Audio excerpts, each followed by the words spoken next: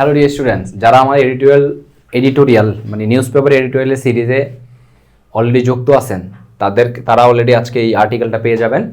এই আর্টিকেলটা বলা হয়েছে যে আমাদের যে গার্মেন্টস সেক্টর, আমরা আমাদের রপ্তানি আয়ে একমাত্র প্রোডাক্ট হিসাবে বা সবচেয়ে বেশি যেটার উপর নির্ভরশীল গার্মেন্টস সেক্টর, এই জিনিসটা নির্ভর থাকা যাবে না। তাহলে বাংলাদেশ ভবিষ্যতে বিপদে পড়বে এবং এর পরিবর্তে কোন কোন প্রোডাক্টের দিকে ফোকাস করা যেতে পারে যেগুলো আমরা রপ্তানি করে রপ্তানি আয় করতে পারবো এবং আমাদের দেশের বিপদে যেন কোনো ধরনের সমস্যা না হয়। গার্মেন্টস সেক্টর যদি রপ্তানি বন্ধও হয়ে যায় যেন আমরা বিপদে না পড়ি, এই রিলেটেড একটা আর্টিকেল। এইটা বোঝার মাধ্যমে আমরা তথ্যও শিখলাম, পাশাপাশি প্র্যাকটিক্যালি ইংলিশ শিখলাম।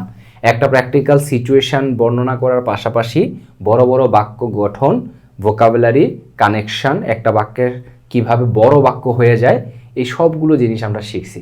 সো আমরা এরকম প্রত্যেকটা আর্টিকেল আমরা এভাবে করে ইংলিশ শিখবো, প্লাস হচ্ছে বিভিন্ন কিছু জ্ঞানও অর্জন করব। সো যারা এখনও ইংলিশ নিউজ পেপার এডিটোরিয়াল সিরিজে মান্থলি সাবস্ক্রিপশন নেয়নি তারা দ্রুত জয়েন করে দ্রুত সাবস্ক্রিপশন নিয়ে ফেলেন। এখানে 1 মাসের সাবস্ক্রিপশন আছে, 3 মাসের আছে, 6 মাসের আছে এবং প্রাইস খুবই কম।